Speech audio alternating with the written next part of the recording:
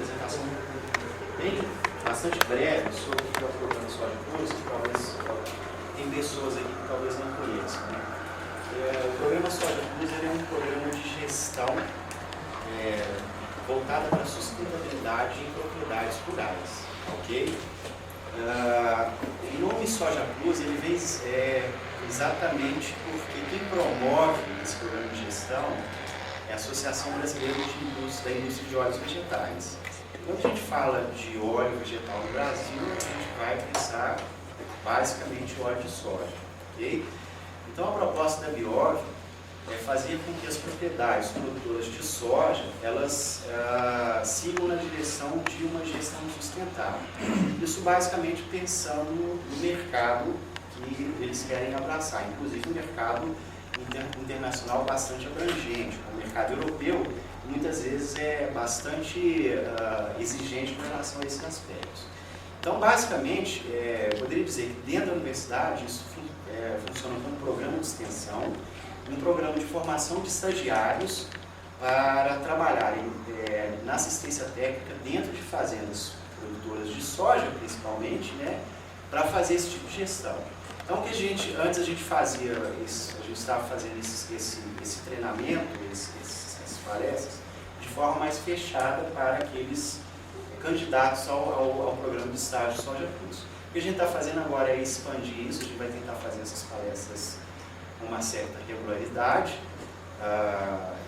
de acordo com o cronograma do programa Soja Plus, e vai ser até uma forma de a gente divulgar isso para outros estudantes que queiram participar do Soja Plus. Só para vocês terem uma ideia, até o final desse ano nós iremos atender cerca de 60 fazendas, ok? Cada uma dessas fazendas, na verdade, serão 30 estagiários, cada estagiário vai ficar responsável por 2 propriedades do estado de Minas Gerais, sendo que provavelmente ele vai ficar um mês em cada propriedade. Ou seja, provavelmente em janeiro e fevereiro, aqueles candidatos, aqueles que forem selecionados, vão ficar trabalhando nessas propriedades, fazendo trabalhos relacionados à gestão voltada para a sustentabilidade. Basicamente, a gente já tem um grupo um pouco fechado para assumir essas fazendas. São estudantes, alunos aqui do campus de Paranaíba e de Viçosa também. Então, o trabalho ele é compartilhado entre alunos do campus de Paranaíba e Viçosa, né? Mas quem ficar interessado também pode nos procurar. Na verdade, essa é uma parceria também com a Agroplan. E a Daiane é a gerente responsável pelo Soja Plus dentro da Agroplan. Tá? Então, qualquer coisa, me procurem, ou procurem a professora gerente, Daiane. E outra coisa, não é melhoramento em genética, tá? Embora eu seja professor de genética, melhoramento é uma questão mais voltada para gestão, administração rural, esse tipo de coisa. Eu não sou especialista nisso, mas eu tenho contribuído, porque eu fui convidado pelo professor Aziz, lá de Viçosa, para ajudá-lo nesse projeto. Então, como eu trabalho com soja e estava envolvido com a Agroplan, eu falei, não, eu vou aceitar o desafio, né? Então, eu gostaria agora de agradecer também, antes do professor começar, professor Renato, a apresentação, o tempo, eu sei que é corrido o nosso tempo, a gente tem pouco tempo para outras atividades, já temos muitas atividades, então agradeço, professor Renato. Fique à vontade, seja bem-vindo também se quiser participar do Soja Plus, as portas estão abertas, ok? Muito obrigado. Pessoal, boa noite. Boa noite. Eu queria agradecer, né, também o convite feito pelo Pedro, pela gerente, Daiane, tá? Para poder vir aqui hoje, para falar um pouco para vocês sobre um tema que a gente trata lá na disciplina, mas que trata de uma forma mais superficial e rápida. Eu fico muito feliz, Pedro, quando eu vejo algumas iniciativas tipo Soja Plus no nosso campus. Existem outras experiências bem-sucedidas, semelhantes por aí afora no café, né? O projeto Educampo, né? Que dá assistência aí nas fazendas de café, e a gente sabe que o campo demanda profissionais que tenham esse tipo de know-how, tá? Então, particularmente, eu fico muito feliz por esse tipo de iniciativa e muito honrado de estar aqui hoje, de alguma forma, podendo dar alguma contribuição, uma humilde contribuição na qualificação de vocês, tá? Vocês estão de parabéns por essa iniciativa, tá? E todos os envolvidos aí também, ok? O professor Pedro me procurou, né, para vir aqui hoje então para falar. A gente ficou pensando, vamos falar de mecanização na cultura da soja, né? Aí eu pensei que a gente pudesse avançar um pouco mais e falar a respeito de agricultura de precisão na cultura da soja, porque de certa forma também a gente fala de mecanização quando aborda, obviamente, a agricultura de precisão, tá? Então esse é o tema que a gente vai tratar aqui hoje. Então nós vamos seguir a seguinte ordem, tá? Vamos falar então um pouco sobre a contextualização sobre a cultura da soja, tá? Vamos falar um pouco sobre as operações mecanizadas na cultura da soja, né? Isso é relativamente fácil da gente visualizar. Isso vai nos dar base então para falar a respeito de agricultura de precisão. Então vamos falar alguma coisa a respeito de conceitos, os princípios, as aplicações, o sensoriamento remoto, tá? A gente acha que agricultura de precisão é só GPS, tá? Vocês vão ver que nem é só GPS, tá? O GPS é só um pequeno segmento de todo esse universo que é a agricultura de precisão, tá? E o sensoramento remoto a gente precisa investir um pouquinho mais nisso aí e conhecer, tá? Vamos fazer então as considerações finais e antes de acabar, né, eu prometo para vocês que eu mostro uma foto do Henrique, tá? Palavra, né, de honra, tá? E cobre, por favor, tá? Então vai ter uma foto lá do Henrique no final, tudo bem? O avô dele está aqui, né, e gostou. Bom, então é o seguinte, né? A história começa da seguinte forma, tá? Bom, a soja surgiu, né, há 5.000 anos atrás, na costa leste da Ásia, às margens do rio Yangtze, né, mais ou menos por aqui, na China, né? Então, quando a gente fala onde surgiu algum alimento, né, praticamente todos surgiram ali naquela região, né? Então, surgiu aqui e demorou um tempo, né, para a soja se disseminar, vamos dizer assim, pelo mundo afora, tá? Então, essa região aqui, ela ficou concentrada durante muito tempo. E somente quando o pessoal das grandes navegações começaram a andar por essas bandas, né, procurando lá o caminho das Índias, né, que então começou então a disseminar a soja para outras partes do mundo, né? Então aqui lá no final do século XVIII aproximadamente, ela chegou aqui na Europa, Inglaterra, Alemanha, sendo que ela não era essa soja que a gente conhece hoje. É uma soja rasteira, muito utilizada às vezes para alimentação animal. Aqui na Inglaterra tem relatos que muitos utilizavam até para enfeitar jardim, né? Então ainda não tinha essa aplicação que nós temos hoje para a soja. Depois surgiu aqui, lá no início do século XIX, né, os primeiros indícios de que ela então veio para a América. Rapidamente ela desceu, né, México, e não demorou muito, né, aqui, se pensar que em 80 anos é um tempo pouco, né? 1882 a soja então chegou ao Brasil, né? E isso teve um impacto muito grande para a gente, né? Ela veio então para o Brasil, né, trazido aí pelo professor Gustavo Dutra, que era um professor da Universidade de Agronomia da Bahia, né? Então quando a gente fala história de soja, é Bahia, né? Começou a história pela Bahia. Só que lá ela não desenvolveu tão bem, né? Então acharam que a soja não ia para frente. Pouco depois começaram algumas pesquisas em Campinas, onde começou então a produção de algumas sementes, e essas sementes começaram a ser distribuídas pelo Brasil afora. Quando a soja então chegou no Rio Grande do Sul, né, o professor lá norte-americano começou então a pesquisar a soja no Rio Grande do Sul, foi que ela começou então a se valer, né, começou então a se transformar no que é hoje, tá? Um dado interessante, né, em 1941, o primeiro registro estatístico nacional de produção de soja então foi em Santa Rosa, Rio Grande do Sul, tá?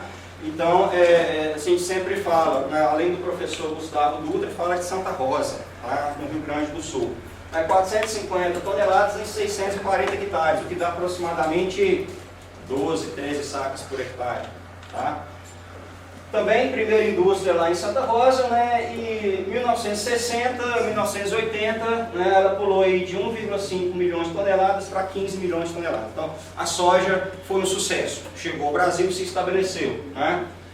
Por que ela foi um sucesso, então? Por que ela teve esse boom, né, em 20 anos aí de existência no Brasil? Primeiro, né, incentivos fiscais. Naquela época, uma cultura muito valorizada no Brasil era o trigo. E existia muito incentivo fiscal para produzir trigo. E a soja pegou carona com isso aí. Né? Então houve esse incentivo fiscal também. Em termos de adaptação, né? Por que ela não deu certo na Bahia e foi dar certo lá no Rio Grande do Sul? Semelhança com as condições do sul do Brasil com aquelas lá dos Estados Unidos, de onde ela veio. Né? Então houve essa sintonia aí. Outra coisa, naquela época utilizavam-se muito gorduras animais e já começavam a existir algumas iniciativas para fazer isso ser substituído pela gordura vegetal, tá? O óleo de soja, no caso, então, se fazendo valer aí. Né? E também houve o estabelecimento de parques industriais para processar. Então tudo isso favoreceu muito, né, a soja se desenvolver tanto assim em um espaço de tempo tão curto. E não podemos deixar de citar também que o fato da soja ser uma cultura totalmente mecanizada, tá? Totalmente mecanizada, contribuiu substancialmente, né, para que ela seja o que ela representa hoje para a gente. Tá? Então aqui, cerca de em 30 anos aqui aproximadamente, né, nós tínhamos aqui uma quantidade de soja aqui no Rio Grande do Sul. 30 anos depois, né, olha só como é que a gente está aqui. Né? A soja começou subindo, há pouco tempo atrás a gente sempre falava, né, fronteira agrícola, centro-oeste. Hoje, eu não duvido nada, se daqui a alguns anos, né, a gente encontrar alguns de vocês, egressos, bem-sucedidos, trabalhando com soja nessa região por aqui, ó, Maranhão, Piauí, Tocantins. Tá? Então a soja está subindo para essas regiões, Bahia, né? Então aqui parou e ela está tomando essa direção, até onde eu não sei onde vai, né? Tendo em vista o clima árido por aqui, tá? Mas a tendência da soja é subir o mar, tá? É o que a gente verifica hoje. Tá? Então, muitos estados brasileiros hoje, né, produzem soja. Bom, aqui para representar bem o que é essa cultura para a gente, né? O Brasil é o segundo maior produtor. Isso aqui é uma estimativa para essa safra, né? 88 milhões de toneladas é o que na verdade isso aqui é da Conab, né? Que previu, né, essa safra, e a gente está aqui empatado com os Estados Unidos. No levantamento da Conab, que fechou agora em setembro, né, porque eles fazem levantamentos praticamente semanal, né, quanto que totalizou até agora, né, a gente já colheu 86 milhões de toneladas de soja, né, talvez até ultrapasse os 90 milhões. Tá? Bastante parelho aqui com os Estados Unidos. Né? O que nos diferencia dos Estados Unidos basicamente da produção de soja? A área plantada.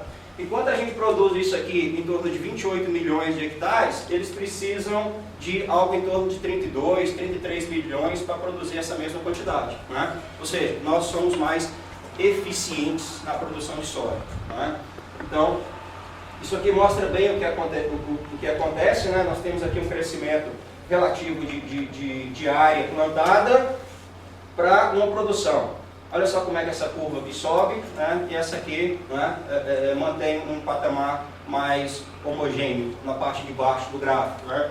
Então, enquanto aqui a gente aumentou essa área aqui nos últimos 10 anos, algo em torno de 20%, 30%, aqui nós aumentamos a produção quase em dobro nos últimos 10 anos aí. Né? Então, mostrando a nossa eficiência de produzir soja.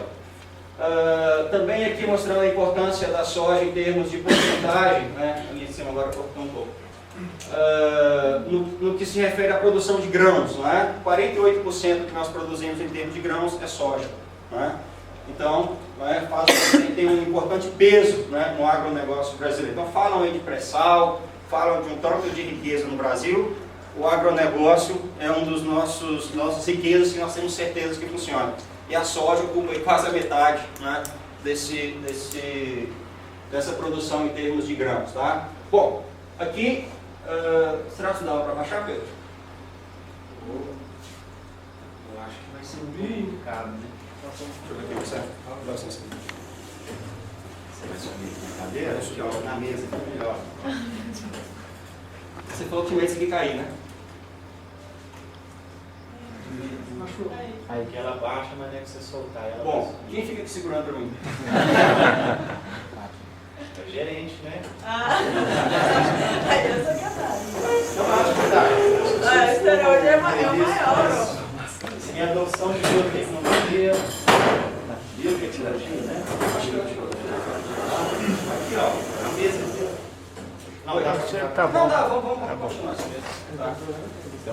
Tá, o que é isso aqui? O que é isso aqui? Tá, isso aqui mostra pra gente o tanto que a soja é suscetível à biotecnologia, né? O professor Pedro sabe muito bem disso. Então, comparando aí com milho, né? Nós temos uma produção de soja em termos de resultados de biotecnologia muito maior quando se compara a outros produtos, né? Então isso é um ponto positivo no que a gente tem em termos de melhoramento genético de soja, tá? Então, a soja é uma das culturas que nos permite um avanço genético à solução dos grandes problemas que nós temos para cultivá-la, né? Frente aí ao milho, isso aqui é algodão, né? Então a gente tem aí as sojas resistentes a pragas, né? Resistentes a produtos, né? Geneticamente modificadas. Bom, aí é o seguinte, se não fosse o melhoramento genético, né? Se não fosse o melhoramento genético, a gente não tinha a cultura da soja totalmente mecanizada hoje, tá? O melhoramento genético atuou na soja de modo que a gente possa ter hoje culturas com porte ereto, tá? Então essa planta ela não acama com facilidade, então a máquina consegue colher, o molinete consegue colher com facilidade, tá? Ou seja, ela não ser deiscente, ou seja, quando o molinete da colhedora impacta essa planta, hoje existem plantas que têm uma capacidade de proteger essa semente durante mais tempo, tá? Ou seja, ela não estoura, tá? Porque se o molinete batesse nessa vagem e ela explodisse, imagina a quantidade de perda, tá? Então as plantas hoje elas não apresentam essa deiscência tão acentuada, tá? Uniformidade de maturação. Isso aqui a gente pode corrigir não só com melhoramento genético, mas com a aplicação de alguns produtos também.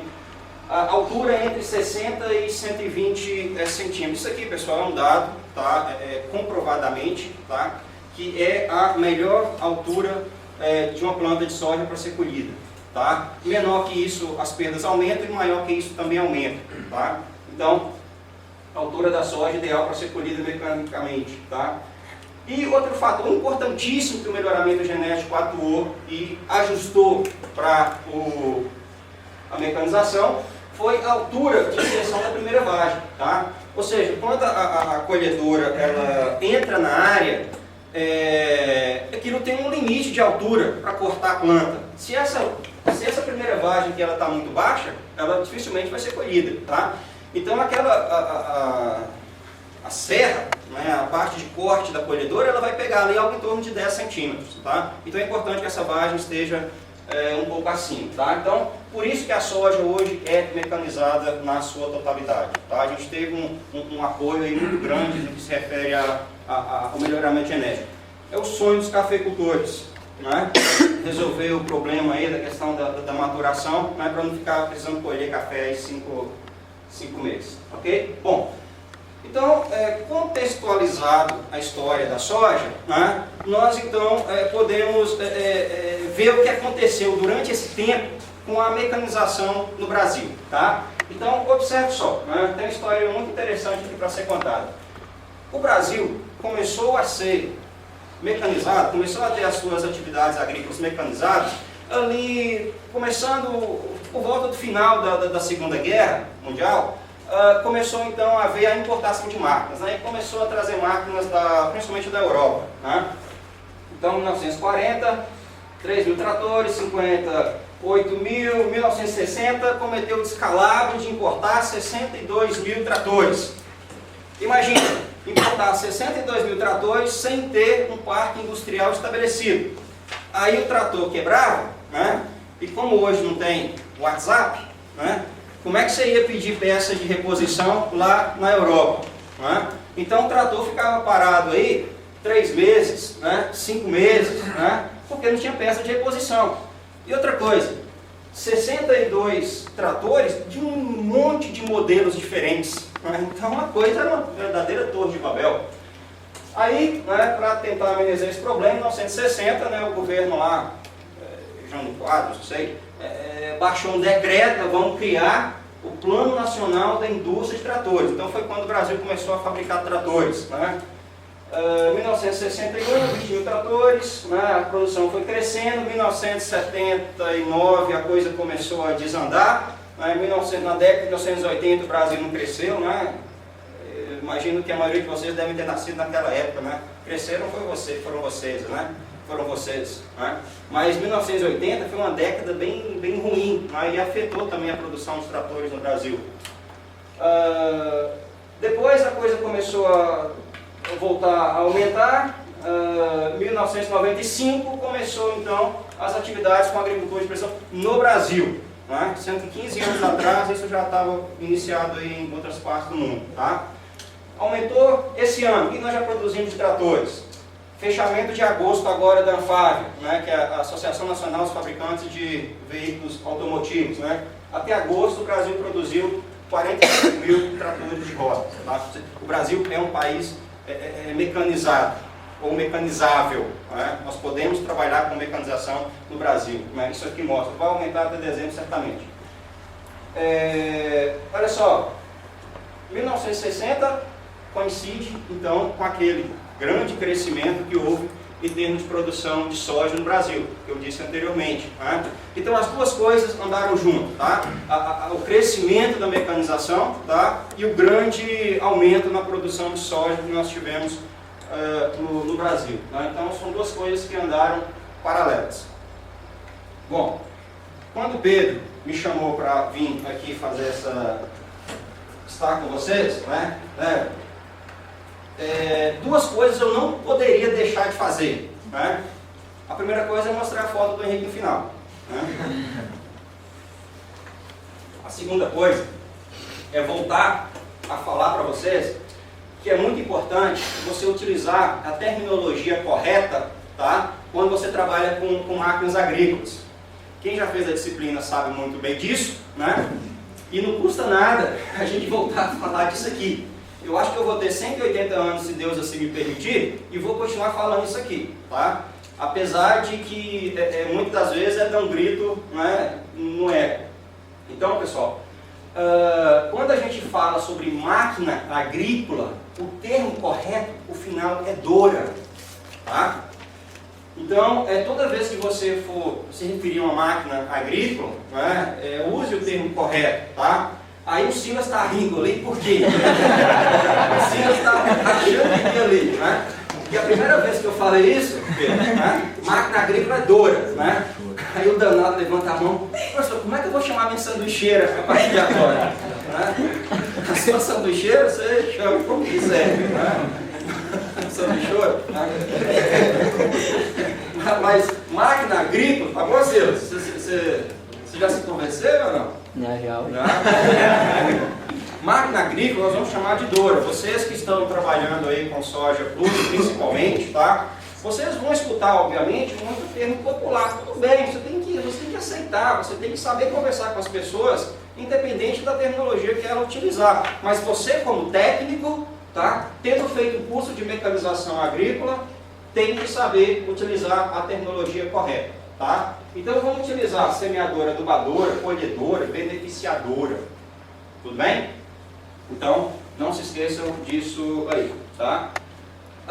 Ok, então tá. Quando a gente fala então de mecanização da cultura da soja, é muito fácil falar sobre isso na verdade, porque qualquer operação mecanizada que a gente for dizer, isso se aplica à soja, tá? Qualquer parte da soja, qualquer operação que eu vou utilizar, ela tem como ser mecanizada. Então tudo que se refere às técnicas de mecanização vai se aplicar à soja. Né? Então, desde o preparo, a semeadura, os tratos culturais e a colheita, qualquer uma dessas partes vai passar por um processo mecanizado. Tudo bem? Bom, Então, vamos falar aqui de forma mais superficial a respeito então dessas atividades mecanizadas que a gente pode executar na cultura da soja. Por exemplo, o preparo convencional, preparo do solo feito convencionalmente, tá? É o que se deseja para a cultura da soja e para as culturas de modo geral, o preparo convencional. O que vocês acham? Não. Beleza, irmão. Então, o preparo convencional, né, onde a gente faz aração e gradagem, ainda tem aquela regrinha básica, faz uma aração e 2 gradagens. Isso aqui é algo que foi importado aí em 1960 da Europa, quando veio aquele pacote tecnológico, né? Bom, lá eles reviram o solo, lá é frio, precisam revirar o solo, que a gente não precisa fazer isso, tá? A gente não precisa revirar tanto o solo aqui. Então, no preparo convencional, o que se diz é para fazer aração e gradagem. Mas, basicamente, é importante a gente entender o seguinte: se por algum motivo eu tenho que trabalhar com preparo convencional do solo, o que consiste esse preparo convencional? É no preparo primário, onde eu vou, no primeiro momento, revolver esse solo, né? O solo está compactado, não sei, tem que trabalhar com preparo convencional. Então, é o revolvimento do solo, aração, gradagem, escarificação, e o preparo secundário, tá? Onde eu vou, o que eu faço no preparo secundário? Eu vou trabalhar o nivelamento do solo, né? Então, esquece isso aqui, tá? Uma aração e 2 gradagens, tá? O mais importante é você entender que você tem que dividir o convencional nessas 2 etapas. E sempre pensar o quê? Né? Reduzir a movimentação desse solo, tá? Reduzir o número de operações, ok? E sempre pensar em deixar restos culturais sobre esse solo, tá? Então, o mais importante no preparo convencional é pensar agir dessa forma aqui, né? E não é sempre imaginar que é uma aração, não necessariamente, tá? Às vezes uma gradagem basta, ok? Isso aqui sim, tá? É o preparo conservacionista que a gente preconiza que deve ser feito na cultura da soja, tá? Bom, se preconiza, por que não faz sempre isso aqui, né? Aqui eu tenho que estabelecer uma palhada, concorda comigo? Eu tenho que estabelecer uma cobertura vegetal sobre esse solo. Pode ser que em alguma região isso tenha uma dificuldade maior de ser conseguido, tá? E aí tem que fazer o preparo convencional. Mas, vencida a limitação de conseguir ter sobre aquele solo uma cobertura vegetal, é o que se preconiza então de ser feito na cultura da soja, tá? Então aqui, no plantio direto, o que nós vamos fazer? Eu preparo o solo do plantio direto? Não assim. Né? Eu preparo. Né? Na linha de plantio vai haver um preparo do solo. Né? Só que aqui eu não vou fazer aquele preparo que é feito anteriormente, arar, gradear. Né? O preparo de solo é feito na linha de plantio. E isso causa uma alteração muito grande nas máquinas da propriedade. Tá? Porque aqui agora, basicamente, nós vamos trabalhar com as semeadoras adubadoras mais robustas do que aquelas voltadas para o plantio convencional. Tá? Essas semeadoras, né, de modo geral, o que eu espero dela? Né? Eu espero que ela abra um sulco, né, e modele esse sulco. Tá? Isso é muito importante. Não adianta a semeadora apenas abrir um sulco e esse sulco, as paredes desse sulco desmontarem, né, e fechar esse sulco. Não, tem que abrir um sulco de modo que a semente consiga ser depositada ali dentro. Tá?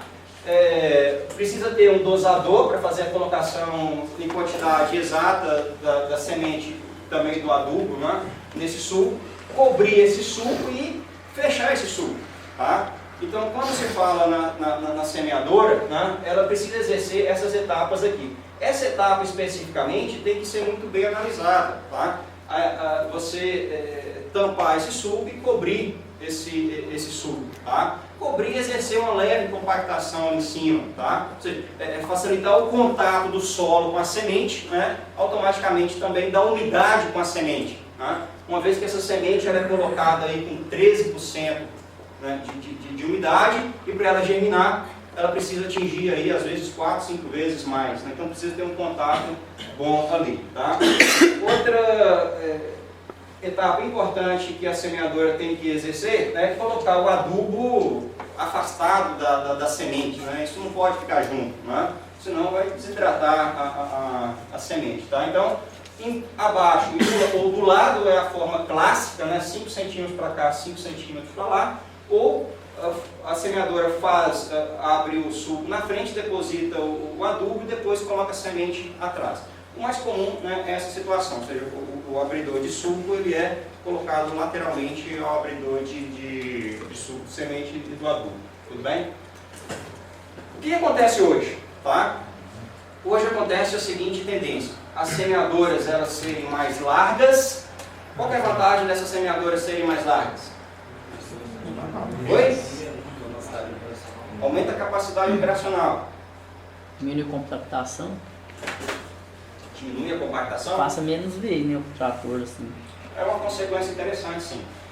O fato dela ser mais larga, estão pensando basicamente em capacidade operacional. Mas você pega lá aquela equaçãozinha de capacidade operacional, largura, velocidade vezes largura dividido por 10. Né? Se você aumenta o L ali, você está aumentando, obviamente, a capacidade operacional. Tá? Isso se adequa muito bem em áreas grandes, né? Porque imagina fazer manobra com uma máquina dessa. Né? Você tem um tempo de manobra maior, um tempo de cabeceira maior com essa máquina. Tá? Então, em áreas maiores, isso funciona muito bem. Uma outra característica dessas máquinas é que o fato delas serem grandes, elas precisam ter o chassi articulado. Tá? Ele precisa ser articulado tanto na sua estrutura maior, né, essa estrutura aqui, como também nas suas microestruturas, estruturas menores. Né? As unidades semeadoras também elas precisam ter esse movimento para acompanhar as ondulações. Tá? Um problema das máquinas grandes é você transportar. Tá? Como é que você vai transportar essas máquinas? Né? E hoje a gente observa muito acidentes nas rodovias, porque as máquinas estão cada vez maiores, em maior número, elas têm uma incompatibilidade de velocidade com a velocidade que é necessária nas rodovias. Né? Então, nesse caso, o melhor a fazer, né, é colocar isso numa carroceria de um caminhão, né, ou essa máquina ter uma capacidade de diminuir o seu tamanho e ser transportada.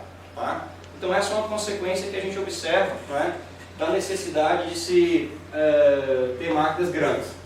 Não vamos entrar muito em detalhe isso aqui, mas eu só gostaria de dizer que a principal não, tá? Uma das principais partes das semeadoras é você fazer essa seleção adequada aqui, tá? Do disco dosador. Tá? Então, selecionar adequadamente o formato dessa célula aqui de acordo com o formato da semente, tá?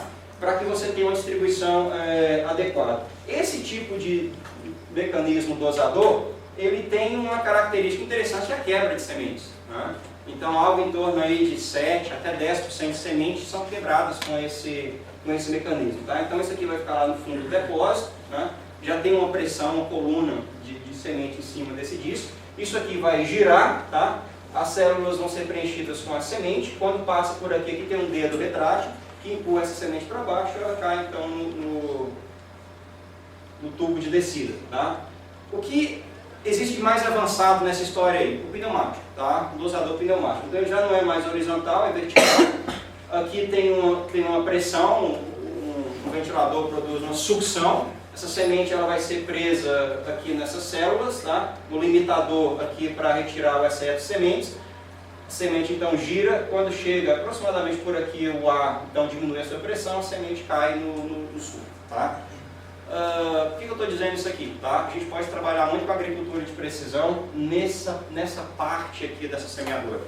Veja que isso aqui está acontecendo lá dentro da máquina e eu não estou vendo. Tá? Então, mais para frente, a gente pode colocar um dispositivo aqui para monitorar a descida da semente aqui nessa parte. Tá? Com relação à distribuição de adubos, tá? Um mecanismo mais simples é o rosca sem fim.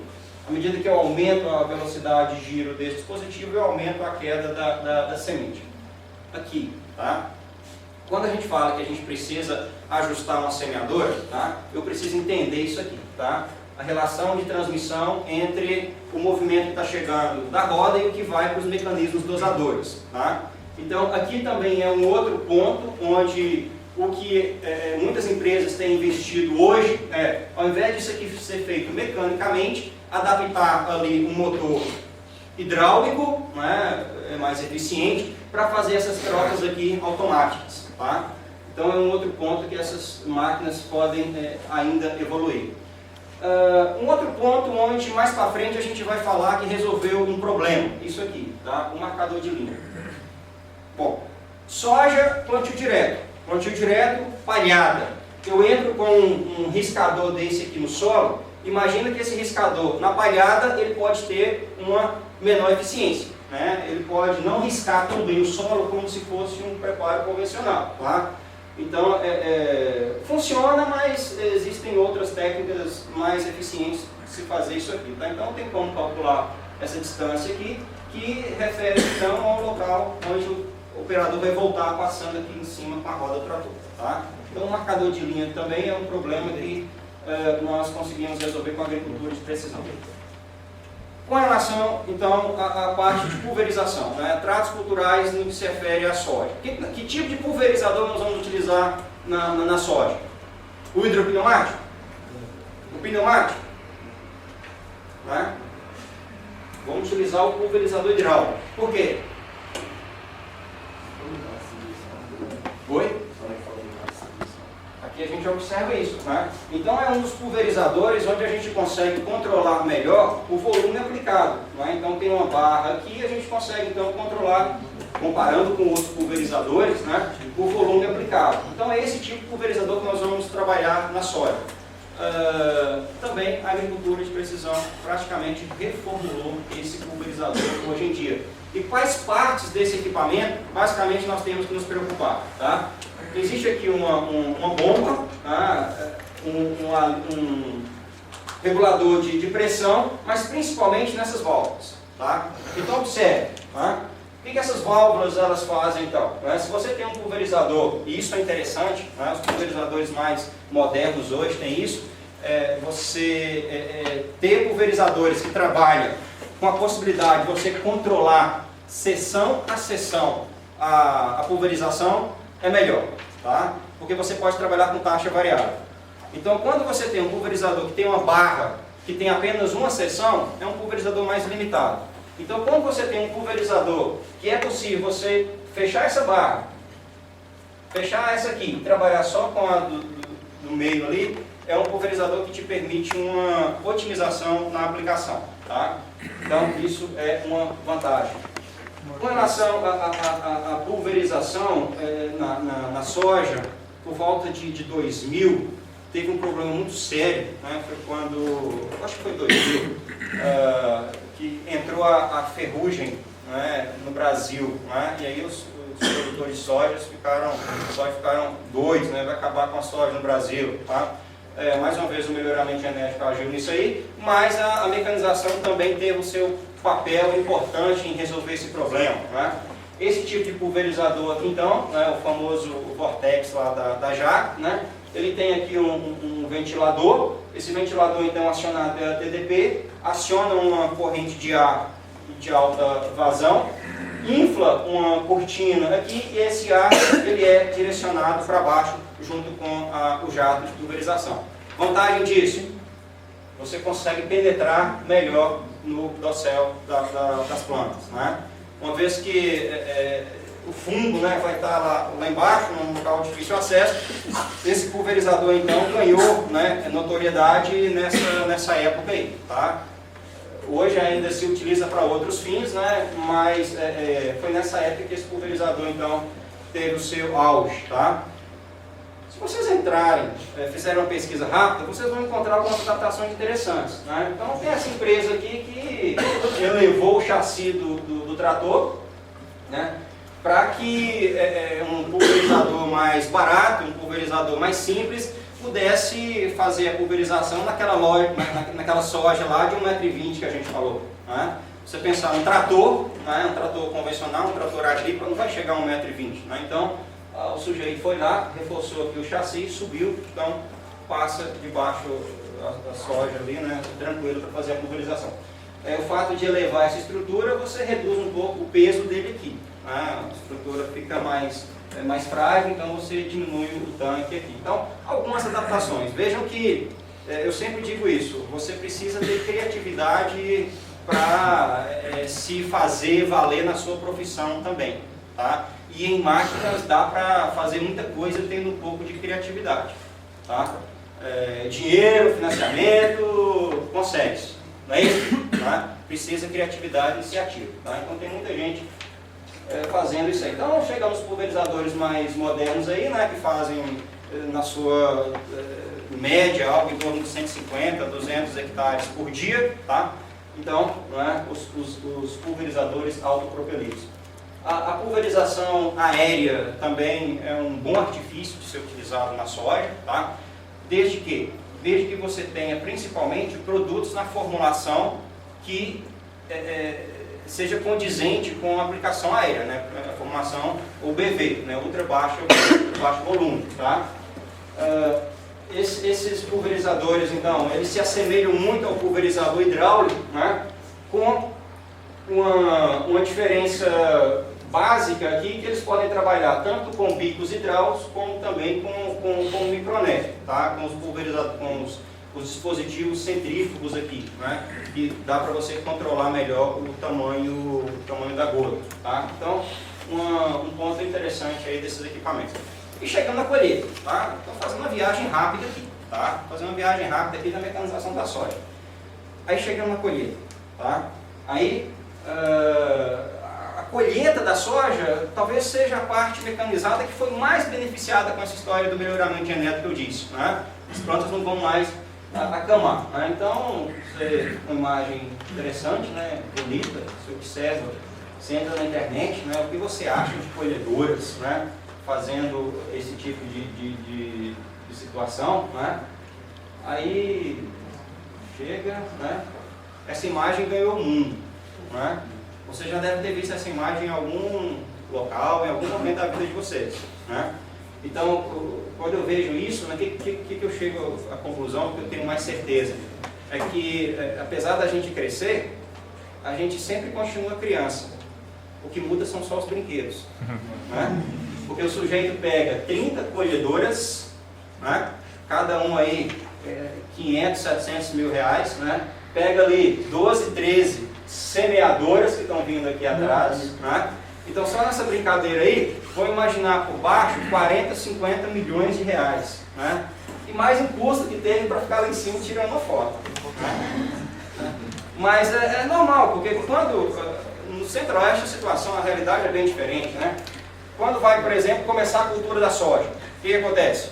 Oficialmente hoje vai começar a cultura da soja, vai até o ministro da Agricultura lá, né, ligar a máquina, iniciando oficialmente a cultura da soja, tá? A colheita da soja. Então, esse tipo de situação é comum. Então, isso mostra o quê? O potencial de mecanização que nós temos.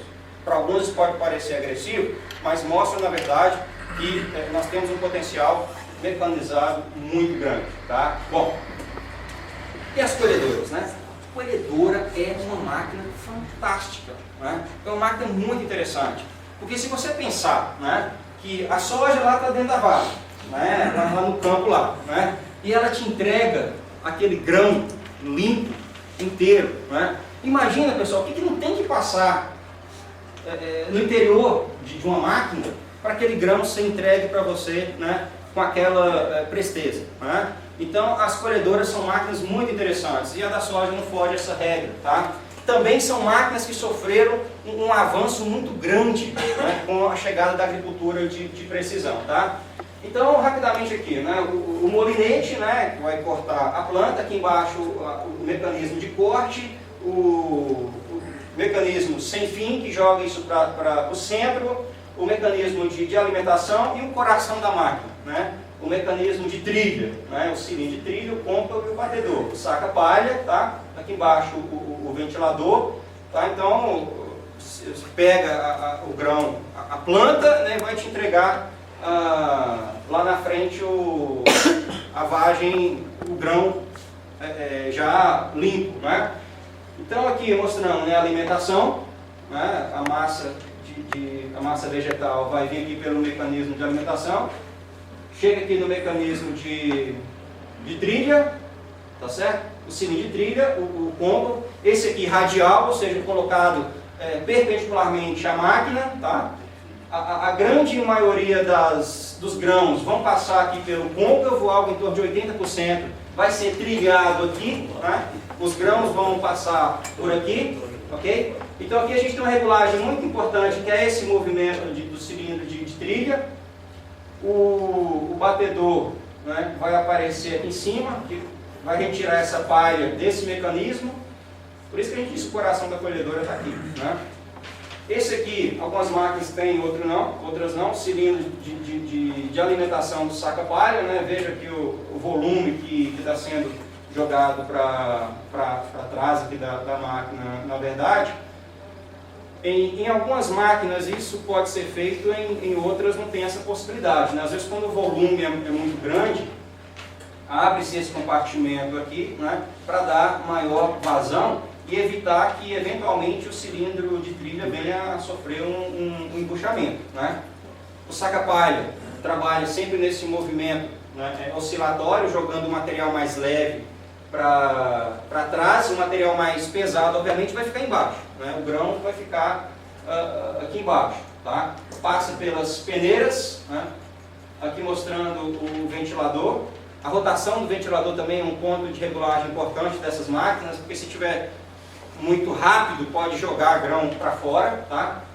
Ah, professor, isso aqui não é soja, né? Eu conheço soja, isso aqui é trigo, tudo bem, mas a mesma colhedora que colhe trigo colhe soja, né? Inclusive com o mesmo cilindro de trilha, né? Que pode ser uma barra ou pode ser dente, tá? Então o material mais pesado sempre tende a ficar mais embaixo aqui. O material limpo cai aqui, né? Nessa parte, e vai ser então levado lá para o tanque, tá? Então, como funciona aí a colhedora? Bom, tá. E a agricultura de precisão, né? Onde é que isso entra nessa história, tá? Tudo que eu falei até agora, na verdade, serve de base, né, para você começar a agricultura de precisão. Não adianta você começar a agricultura de precisão se você já não tem aí um certo nível de mecanização na sua propriedade, tá? Você precisa entender as máquinas que você tem para primeiro pensar em investir em agricultura de precisão, tá? O que é isso, né? O que seria essa tal de agricultura de precisão? Qual que é o conceito clássico da agricultura de precisão, tá? Na agricultura de precisão, a gente procura trabalhar variabilidade, tá? Que tipo de variabilidade? Variabilidade espacial e variabilidade no tempo, variabilidade temporal, tá? Então eu preciso entender a minha área de acordo com as variabilidades que ela apresenta, tanto no espaço como ao longo do tempo, para que eu possa fazer o manejo, não é? Fazer o manejo de acordo com a necessidade de cada local, tá? Então, basicamente, na agricultura de precisão, eu tenho que levantar essa variabilidade das minhas áreas, tá? Para que eu possa fazer o famoso manejo localizado. E o que isso me traz de vantagens? Muitas coisas, né? O Pedro falou aqui no começo, tá? Sustentabilidade, né? É um dos objetivos aí do Soja Plus, né? Você tem então uma ferramenta importantíssima que é a agricultura de precisão, tá? Porque com ela você vai poder racionalizar, né, o uso dos insumos de modo geral, tá? Minimização dos impactos ambientais, tá? Uma vez que você trata a área de forma pontual, você deixa de usar uma quantidade de insumos aí considerável, tá? Otimização da tomada de decisão, né? Estou vendo falar o tempo todo aí de gestão, né? Hoje a questão do gerenciamento é fundamental, vocês sabem disso. E no Soja Plus, né, eu tenho certeza que vão trabalhar com isso, tá? Então, pensem sempre em gerenciamento informatizado, tá? Tem muitos programas por aí que vão auxiliar vocês nas tomadas de decisões, tá? Fazer processamento de dados, te mostrar estatística, tá? Então pense sempre na gestão informatizada, tá? Maximização da qualidade, produtividade e lucro. Olha só onde é que eu deixei o lucro aqui. Então, agricultura de precisão, você não vai começar a falar que o primeiro objetivo é você aumentar lucro, né? Ter mais retorno financeiro, tá? Tudo bem, isso pode ser uma consequência. Mas se você não trabalhar tudo isso aqui antes, não adianta falar em lucro não. Às vezes você começa a trabalhar com agricultura de precisão para resolver um problema ambiental. E isso já está bom demais. Tá? Então a questão do lucro ela vai ser secundária. Ela não pode ser um fator primário aí de querer, né, investir em agricultura de precisão. Tá? Bom, fazendo aqui uma analogia com a agricultura convencional. Tá? Na agricultura convencional, nós praticamos o que nós chamamos de agricultura pela média. O que é isso? Tá? Eu vou fazer, por exemplo, uma coleta de solo lá. Tá? Então eu vou dividir a minha área, né, a parte mais baixa, encosta, topo de morro, aquele solo é mais fértil, aquele é mais arenoso. Vou fazer algumas tomadas de decisões empíricas lá. Vou fazer um caminhamento aqui, pegar uma série de amostras, misturar isso tudo. Né? Então, na agricultura convencional, eu considero que toda essa área, uma área relativamente grande de modo geral, ela é igual. Então, na agricultura convencional, nós consideramos a agricultura pela média. Né? Mas a gente sabe que não é assim que os solos funcionam. Né? Os solos eles apresentam o que nós chamamos de variabilidade. E foi isso que a agricultura de precisão veio nos mostrar. Tá? Então, na verdade, o que a agricultura de precisão ela nos oferece é uma série de ferramentas, tá? Para que a gente possa determinar essa variabilidade e ter uma situação utópica igual essa aqui. Né? Não mais considerando o solo todo igual, mas o solo tem as suas peculiaridades que a gente precisa entender, né? Para fazer o manejo localizado. Por onde é que eu vou começar a praticar a agricultura de precisão? Né? Vocês vão lá na fazenda de vocês, né? Cada um 2 fazendas, né? A princípio. Né? Pode ser que depois chegue a 3 fazendas. Pode acontecer, né? Se a gente não conseguir o grau de qualificação do edificado dos nossos trabalhos, aqueles que ficarem vão subir mais. Isso é bom. Aí tá, o produtor pergunta, por onde eu vou começar então a praticar essa tal de agricultura de precisão? Né? Depende, tá? Isso pode começar na verdade em qualquer fase, em qualquer momento, tá? Muitos consideram, né, que ela vai começar aqui na colheita, tá? Então compra-se uma colhedora com um pacote informatizado alto, a colhedora passa, gera um mapa de produtividade, tá? Então, no mapa de produtividade, você vai ver a variabilidade da produtividade. Então, aquela área que produziu mais ou menos, já começou. Pode começar por aí. Você começa a analisar, então, essas manchas de produtividade. Tá? Pode começar por onde também? Fazendo primeiro análise de solo. Né? Você entra na área, faz várias amostragens e gera um mapa de fertilidade. Tá? Pode ser também. A partir daí, a partir desse mapa de fertilidade, você vem com um mapa de aplicação dos fertilizantes e corretivos. Então, não existe uma regra, tá? Isso vai depender muito do momento em que se encontra a propriedade, a lavoura, para iniciar a agricultura de precisão, tá? Isso é muito relativo, porque isso é um ciclo, né? Isso sempre vai estar girando. Você faz um mapa e aquele mapa serve de prescrição para as demais etapas e você vai ver que isso vai voltar de onde você partiu, tá? Então, entenda a agricultura de precisão como um ciclo, tá? Da mesma forma que a mecanização se adequa a todas as etapas da soja, de produção da soja, a agricultura de precisão híbrida. Tá? Então nós podemos trabalhar no preparo do solo, na semeadura e adubação, controle de pragas, doenças, né, estratos culturais e também na colheita. Então qualquer parte da mecanizada de se trabalhar com a soja, nós vamos ter a possibilidade de colocar algo relativo à agricultura de precisão lá. Tá? De modo geral, tá? Independente de onde você vai começar, é importante você seguir uma sequência. Tá? A primeira coisa, você tem que trabalhar com amostragens. Tá? Então, para trabalhar com agricultura de precisão, você tem que ter noção de como fazer isso. O georreferenciamento, essas amostras precisam ser georreferenciadas. Né? Elaboração de mapas, a agricultura de precisão é dependente disso. Né? E você interpretar esses mapas. Tá? Bom, como é que eu faço a amostragem? As etapas preliminares aí, seja ela qual for, em qual parte for, tá? Seja uma amostragem de solo, para fazer o levantamento da fertilidade, né? Você analisar aqui índice de verde, que te leva a uma inferência sobre clorofila, nitrogênio, né? Alguma coisa assim. trocas gasosas, né? Você avaliar a emissão de CO2, né? Seja qual for, analisar BRICS, né? Se for o caso, né? Isso aqui mais comum para cana lá, né? Ou algumas frutíferas, né? Então seja qual a amostragem for, o importante é isso aqui, né? Você fazer o georreferenciamento do ponto onde você coletou a sua amostra, seja qual for a amostra, tá? Uma pergunta que sempre surge, ou uma dúvida que sempre surge, né? Qual é o tamanho da minha amostra? Qual é o tamanho, né, da minha unidade amostral para fazer uma análise, para chegar no mapa de variabilidade, tá? Para isso, né, nós podemos partir do seguinte pressuposto, né? Nós temos que adotar alguns critérios, né? Quais critérios nós podemos adotar? Dos mais simples aos mais elaborados. Primeiro, partindo dos mais simples, critérios operacionais. Bom, eu tenho limitação da área, ou seja, eu preciso mostrar uma área, mas eu não consigo chegar até aquela área, por algum motivo, tá?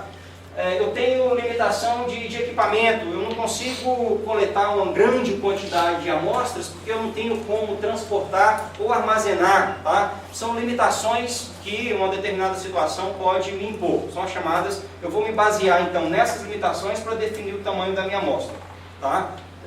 Não vai ser bom se eu tiver uma limitação de ter que definir o meu número de amostras baseado nesse critério, mas às vezes ele existe, tá? O meu número de amostras, o tamanho da minha unidade amostral vai ser dependente também de critérios econômicos, né? Se eu for fazer uma análise de solo, quanto é que custa uma análise de solo hoje? 38, tá? Se eu tiver que fazer 100 análises de solos, vai dar quanto? 3.800, né? E 100 é um número pequeno, considerando uma área relativamente grande, né? Então veja que a limitação econômica pode fazer parte também da minha unidade amostral. Tudo bem? Ou então, eu parto para os métodos estatísticos, né? E aí tem uma equaçãozinha simples lá, né? O Pedro já nos auxiliou lá com relação a isso aí, onde nós vamos levar em consideração um valor tabelado de acordo com o grau de confiança. Qual que é o grau de confiança que eu vou utilizar? Vai ficar a seu critério, 90%, 100%, né? Eu pego a metade disso, distribuição normal, entro lá na tabelinha Z, né? E vou então pegar esse valor para ser utilizado aqui, tá? Desvio padrão, tá? Desvio padrão baseado em quê? Aí eu tenho que fazer uma amostragem? Tem, né? Qual que é o tamanho da minha amostra piloto? Né? Eu vou basear em quê para determinar essa amostra piloto? Né? Muitas das vezes pode ser determinado por isso aqui, critérios operacionais ou econômicos, né? Mas vou fazer uma amostragem lá, sei lá, vou pegar 20, 30 amostras para pegar esse valor aqui, né, do desvio padrão. E o erro tolerável, tá? Que é uma decisão que eu tomo também. Vou aceitar quanto de erro aí? 1%, 5%, 10%? Então eu chego no número mínimo da minha unidade amostral. Aí pode acontecer o seguinte, igual aconteceu no trabalho nosso lá, né? Nós chegamos à conclusão que a gente precisaria de algo, quando a gente foi fazer o trabalho de inspeção de pulverizadores no Alto Paranaíba, a gente chegou à conclusão que a gente precisaria avaliar 300 pulverizadores, né?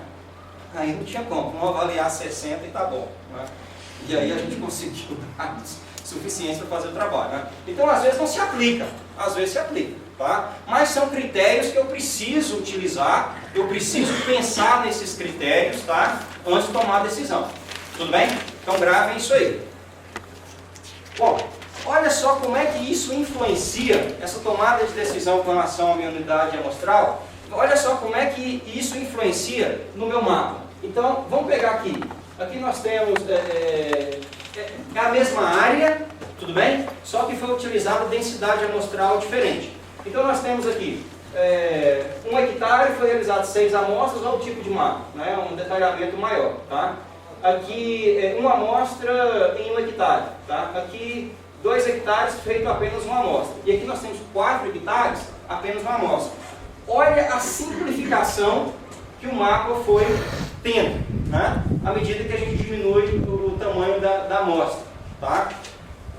Aí aqui saturação de base, aqui CBC, alguma coisa prevalece, né? Se a gente pensar nesse mapa aqui, uma concentração aqui, que ela se mantém, até chegar no final, tá? E quando você tem um mapa de prescrição, que é aquele mapa da aplicação, né? Aí você tem um detalhamento maior aqui e vai tendo uma simples... Olha só como é que esse mapa é diferente desse. Né? Ou seja, é melhor fazer isso aqui do que não fazer nada também. Tá? É melhor fazer alguma coisa do que não fazer nada. Né? Mas, quando você tem um detalhamento maior, você tem uma tomada de decisão também mais robusta. Tá certo? Então, a questão da amostragem na agricultura de precisão, ela é fundamental. Como é que eu vou fazer essa amostragem? Tá? Como é que eu vou coletar os meus dados lá no campo para chegar nesse mapa? Ela pode ser feita em malha ou grade, tá? Tanto em célula como em pontos, ou então a chamada amostragem dirigida. O que é isso? Observe. Tá? Amostragem em células. O que é essa amostragem em células? Primeiro eu preciso dividir a minha área em malha. Tá? Então eu vou fazer aqui esse espaço aqui, essa área chamada grade ou malha, de 1 hectare, 2 hectares ou 4 hectares, é uma decisão também a ser tomada, e vou amostrar vários pontos aqui dentro. Né? Vou fazer aqui 30, 20 pontos amostrais, tá? De modo que eu distribua esses pontos nessa malha. Quando eu faço a amostragem em células, eu tenho que fazer uma distribuição em toda essa malha. Tá? Ou então, eu posso fazer a amostragem em pontos, que é uma amostragem mais simples. Tá? Geralmente é uma amostragem centralizada, no ponto central dessa malha, pegando aí um espaço entre esses pontos, algo em torno de 2 a 3, até 10 metros nesse ponto central. Qual é o resultado disso em termos de elaboração de mapa? Está aqui. Né? Observe, quando a gente faz a amostragem em células, olha a qualidade da informação que a gente tem. Tá? É uma informação mais robusta, né? Eu tenho mais informações. Quando a gente trabalha em amostragem por pontos, o que a gente tem, na verdade, é que fazer uma estimativa, né, dos pontos onde não foi amostrado. Né? E aí nós temos que empregar algumas técnicas de geoestatística. Tá certo? Onde fica mais barato? Qual dos dois tipos de amostra? Né? Então, a gente vê muito esse tipo de amostragem aqui, porque ele é o mais rápido, é o mais barato. Tá? Mas entendam que uma amostragem em células, ela seria mais robusta, mas isso vai envolver tempo e dinheiro. Tá certo? O ponto por média não dá não? Oi? Fazer o ponto, mas pegando vários no ponto e misturando. É isso que acontece. É isso? É isso que acontece. Tá? Você tem aqui a média desse ponto aqui, que depois vai representar a área. Eu sei, mas se pegar várias amostras, se pegar a mesma amostra dos outros, só que juntar e fazer uma análise só. Entendeu? É isso que se faz. Tá. É isso que se faz. Tá? Só que aqui você tem uma representação melhor. Tá? O valor aqui ele vai ser mais representativo do que quando você tem essa média mais próxima, os pontos mais próximos. Entendi. Tá certo? Tá, e essa amostragem é em malha. Tá? E a amostragem dirigida? É uma opção também. Tá? Na amostragem dirigida, ela se assemelha muito ao que acontece na agricultura convencional. Tá? Você toma a decisão com relação ao tamanho da amostra baseado na variabilidade da sua área. Então, vou considerar essa área aqui que tem uma variabilidade muito alta. Se a variabilidade é muito alta, você tem que coletar mais ou menos. Mais. Tá? Então, essa área aqui vai te exigir mais amostras. Baixa variabilidade, você pode coletar menos amostras. Né? E por assim vai. O raciocínio é esse. Apesar de não existir receita de bolo, quando a gente consulta a literatura, a gente encontra esse número 20 aí, parece que é um número mágico. Né? Então, 20, 30, é um número que muitas citações aí que se referem à determinação de número de amostras nos colocam. Tá? Então, para não ficar muito perdido, para a coisa não ficar muito vaga, né, é um número geral. Tá? Mas o que eu recomendo é que vocês pensem sempre naqueles critérios. Tá? Econômico, operacional. Né? Se puder aplicar um estatístico, se ele for operacional, seria o melhor. Tá certo? Bom, então tá. Coletada a amostra, tá? Esse ponto ele necessariamente precisa ser georreferenciado. Tá certo? E como é que é feito esse georreferenciamento? Tá? Esse georreferenciamento ele é feito da seguinte forma. Bom, entendam bem isso aqui. para você trabalhar com agricultura de precisão, isso aqui não é equação, não é uma situação primordial, mas é o que a gente tem na maioria das vezes quando a gente faz os mapas de variabilidade. Tá? Nós precisamos nos valer, né, dos sistemas de navegação global por satélite, né, o famoso GNSS. Tá? Então vamos entender um pouquinho como é que isso funciona. Tá? Vamos entender o que a gente tem lá em cima, né, de possibilidade de ser utilizado de forma prática no nosso dia a dia lá no campo. Tá? Então, na verdade, uma constelação de satélites, tá, que vai nos mandar um sinal, e esse sinal ele vai ser utilizado de uma forma bem prática. Tá? Esse sistema de navegação ele é formado por 3 segmentos. Tá? Então nós temos o segmento espacial, né, que é formado lá pelos satélites, né? Vamos ver como é que isso funciona. O segmento de controle. O que é esse segmento de controle? Né? São grandes estações colocadas pelo globo terrestre que se comunicam com os satélites. Né? Então essas estações controlam o que acontece com o satélite. O satélite sai um pouco da rota, o relógio atrasou, que não é muito comum. A estação de controle se comunica com o satélite, fazendo com que ele então se adeque ao funcionamento normal. Quem faz isso é a estação do segmento de controle. E o segmento de usuário, que somos nós. Então nós recebemos uma informação, né, que foi muito bem processada por esses 3 segmentos aí. Tá? Como surgiram os sistemas de navegação? Tá? Veja só, como é que essa história começou? Eu gosto de falar de história porque quando você conhece a história, você começa a valorizar mais aquilo que você está fazendo. Tá? Se você pega o bonde andando, tanto faz o que ficou para trás. Mas quando você conhece o que está por trás daquilo, você começa a valorizar mais e se preocupar um pouco mais com aquela situação. Tá? Então vamos lá, né? Como é que surgiram então esses sistemas de navegação que a gente utiliza bastante na agricultura de precisão? Primeiro, houve interesse militar. Tá? Muito motivado pela Guerra Fria que existia entre Estados Unidos e a antiga União Soviética. Então existia uma corrida espacial naquela época lá. Né? Então em 1957 a União Soviética, né, lançou um satélite lá para cima. Tá? O famoso Sputnik 1. Né? Esse foi o primeiro satélite que chegou lá no espaço. O que esse satélite fazia? Basicamente nada. Né? Mandava um bip de lá para cá, né? Os rádios amadores recebiam um bip, bip, bip, bip, só isso que eu fazia. Na verdade era um satélite de comunicação, mas que por trás disso, né, teve um avanço muito grande. Imagina você tirar um satélite artificial daqui e colocar lá em cima. Então desencadeou uma série de desenvolvimentos tecnológicos aí.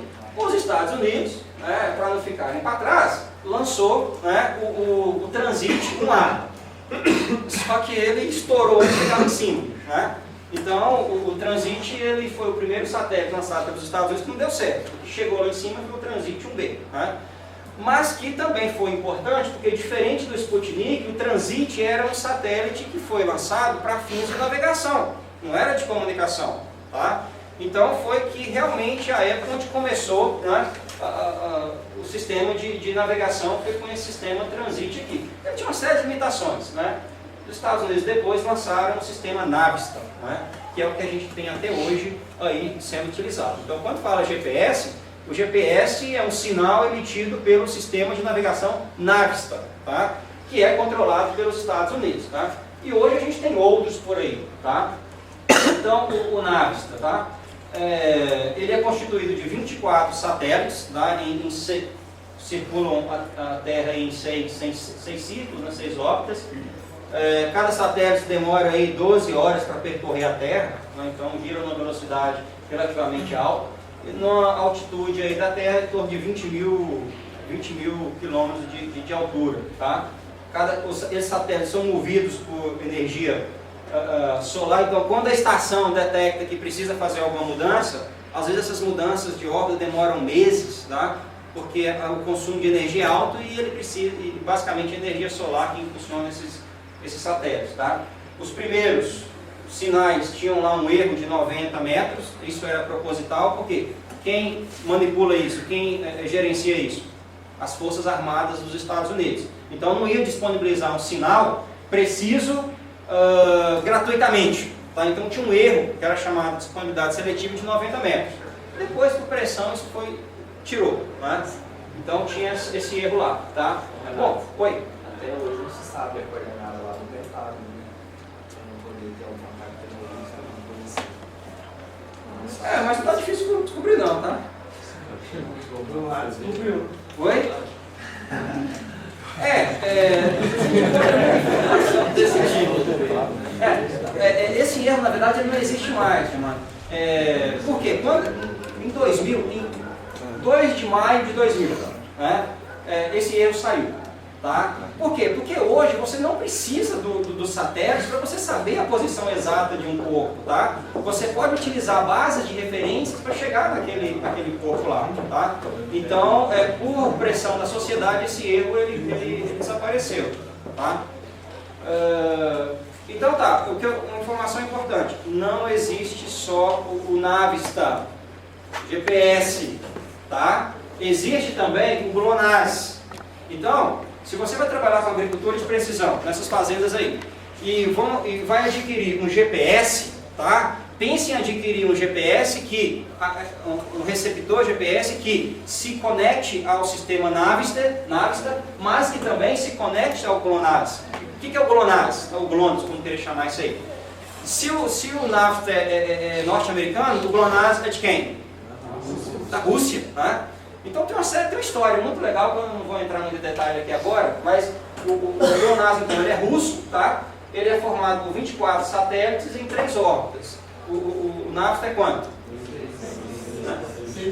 Então nós temos 6 órbitas ou 4 satélites por órbita. Aqui nós temos quantos satélites por órbita? 8. Então nesse caso aqui nós temos mais satélites por órbita. Então a gente pode às vezes conseguir um número maior de satélites no receptor, o que aumenta a precisão. Tá? 11 horas para circular a Terra, ele é um pouco mais baixo, tá? E sem erro proposital, tá? Igual os Estados Unidos colocaram, mas tem um sinal lá que é específico para uso militar. Tá? Então também é para fim militar. Então o que vocês falaram, né? O sistema GLONASS ele tem menos órbitas, mas tem mais satélites por órbita. Né? O Navista ele tem mais órbitas e menos satélites por órbita. O que é interessante? Você tem um receptor que capte os dois sistemas de navegação. Isso aumenta muito a qualidade da sua determinação da posição. Acabou? Não. Tem mais? Tem. Surgiu o Galileu. Tá? O sistema de navegação por satélite Galileu, ele surgiu, então, em contrapartida ao Navista e ao GLONASS, que é de uso o quê? Militar. O Galileu não. Tá? O Galileu ele está sendo, na verdade, desenvolvido pela União Europeia exclusivamente para fins civis. Tá? Ele ainda está em processo, tanto o sistema de controle espacial, ele ainda está em processo de implantação e validação. Mas né, espera-se né, que ele possa ser o sucessor do Navista GPS aí. Porque ele oferece não só um sistema de localização, mas oferece também um sistema de comunicação, pedidos de emergência, mensagem de emergência. Então é um sistema muito interessante. Estejam atentos com relação a isso aqui. Tá? Em breve a gente pode ter mais informações a respeito disso aí. Tá? Como é que funciona? Tá? Você tem lá o seu trator e precisa saber a posição do trator. Tá? Isso funciona mediante uma defasagem que existe entre o sinal que sai do satélite e o sinal que chega no receptor. Tá? Esse tempo de defasagem te permite calcular a distância que existe do GPS para o receptor. Tá? Sabendo que esse sinal viaja à velocidade da luz no vácuo, né, 300 micrômetros por segundo, você pode determinar qual que é a posição, a distância dos satélites para o seu receptor. Tá? Esses sinais eles trazem então 3 tipos de dicódigo, chamado CA, que é o mais fácil de ser obtido, qualquer GPS de navegação capta esse sinal, é o sinal de fácil acesso, que tem um erro grande incutido nele. Tá? Ele é de fácil acesso, mas ele tem esse problema. Tá? E as chamadas portadoras, L1 e L2. Então, à medida que você sofistica o seu receptor, esses sinais aqui podem ser captados, que te dão então uma precisão melhor. Tá? E como é que isso funciona? Tá? Como é que você sabe onde você está? Isso acontece por meio do princípio da triangulação. Como é que então você trabalha com agricultura de precisão, sabendo que o corpo ele vai ter a sua posição determinada? Tá? Vamos ver como é que isso funciona. Como é que você faz então essa determinação. Vamos supor o seguinte, né? O Diarley quer saber onde ele está, né? Aí eu sei, o Diarley, sei lá, está numa situação complicada, né? E ele quer saber onde eu estou, né? Onde eu estou.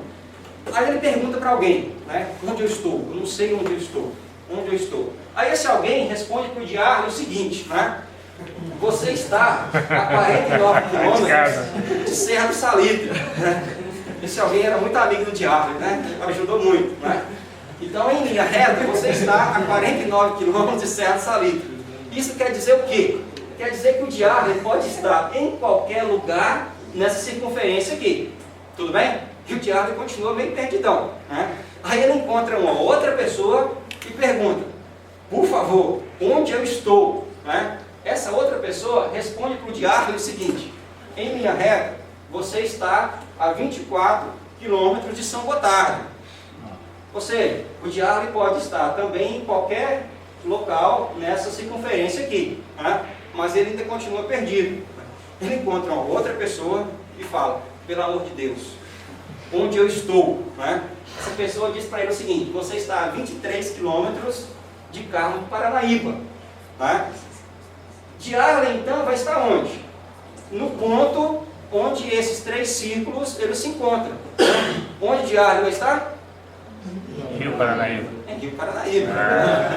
O Diarley vai estar em Rio Paranaíba. Tudo bem? Então, o GPS faz isso, tá? Ele detecta a distância que o receptor está do satélite, né? E faz essa triangulação. Só que aqui em 2 dimensões, o satélite vai fazer isso em forma de esfera, né? Ele faz isso, então, em 3 dimensões. Para que essa posição seja determinada, é muito importante o seguinte, quanto mais afastados esses satélites estiverem, tá, melhor vai ser a determinação do ponto. Se esses satélites estiverem perto, o erro vai ser muito grande. Tá? O receptor vai nos dizer isso lá, né, chamado DPO, né, menor que 4 é uma constelação boa, os satélites são afastados, né, um DOP maior do que 8, você tem aqui os satélites muito perto, isso dá um erro muito grande. Tá? Então, na hora de fazer a leitura lá para fazer alguma determinação, é importante você ter esse DOP aí menor. Tá? Bom, e quais são os tipos de receptores que nós vamos utilizar para fazer essa determinação? Né? Gerar um mapa de variabilidade. Eu posso utilizar qualquer receptor? Né? Vocês vão ver que tem algumas diferenças. O famoso GPS, né, o receptor de navegação, né, ele tem um erro embutido, então a gente tem que tomar cuidado com as aplicações aí que nós vamos ter para ele. E ele capta apenas o código CA, tá? Que é aquele código de fácil aquisição que eu disse para vocês. Né? E os geodésicos, né, e os topográficos, eles trabalham com erros menores. Por que eles trabalham com erros menores? Eles podem captar os sinais de banda L1 e L2. Tá? Então, eles podem fazer uma captação do código que tem um erro menor, né, que é o código de precisão, o P. Tá? Então, são GPS mais caros, obviamente, né, são receptores muito mais caros, mas que te permite trabalhar com uma precisão melhor. Para trabalhar com agricultura de precisão, ao se fazer aquele georreferenciamento que eu disse para vocês, vocês podem fazer aquele georreferenciamento de 2 formas. Né? São as formas de determinação do posicionamento. Como é que eu vou determinar o posicionamento trabalhando com GPS? Isso pode ser feito de forma absoluta ou relativa. Tá? Então, no posicionamento absoluto é a forma mais simples. Eu pego o GPS, vou lá, meço o ponto, então o ponto é esse aqui. Tá? Eu tenho um erro nisso aí, mas é mais rápido e mais barato você conseguir esse posicionamento. Eu pego o ponto aqui, pego o ponto ali e faço então o posicionamento chamado absoluto. Tá? Mas, quando a gente trabalha com máquina, tá, a gente foge desse tipo de posicionamento. A gente tem que trabalhar com o chamado posicionamento relativo. Tá? O que é esse posicionamento relativo? Veja bem, isso aqui é muito importante. Eu preciso trabalhar com 2 bases. Eu trabalho com uma base fixa, que recebe o sinal, tá? Conhecendo a posição dessa base, analisa o erro que foi captado por essa base e corrige.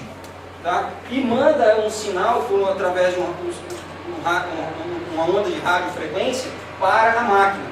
Então, o sinal que chega aqui é um sinal corrigido, tá?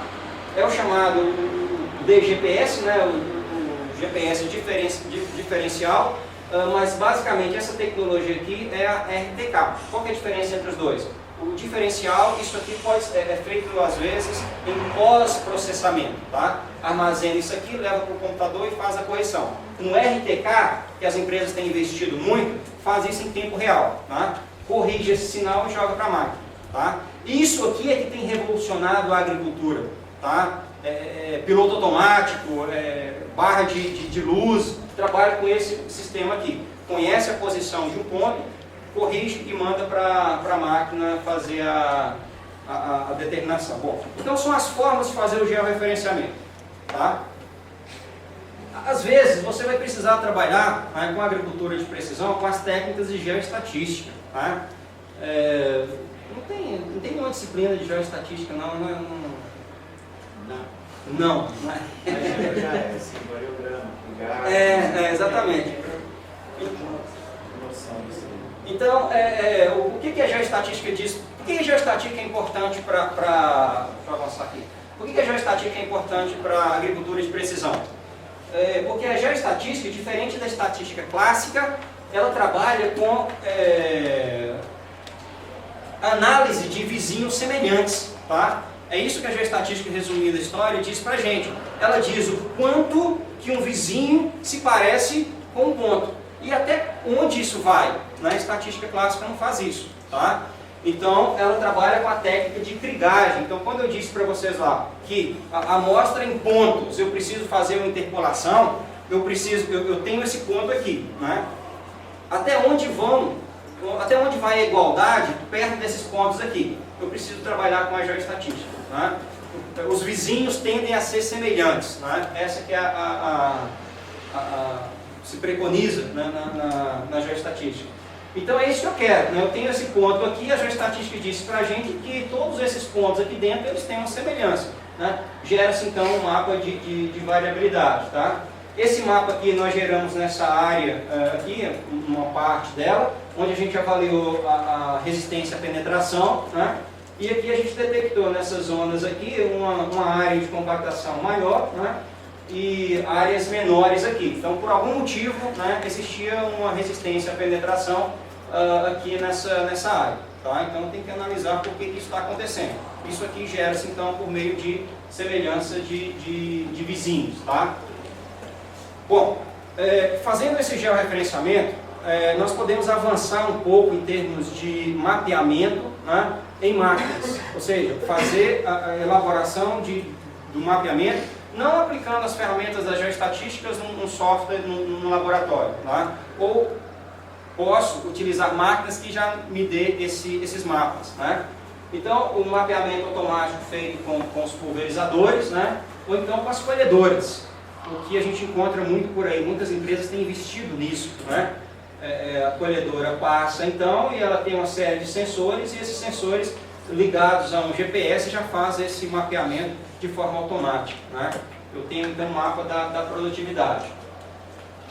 Esses mapas, sendo georreferenciados, eu posso então partir para uma etapa importante da agricultura de precisão, que é a aplicação à taxa variável.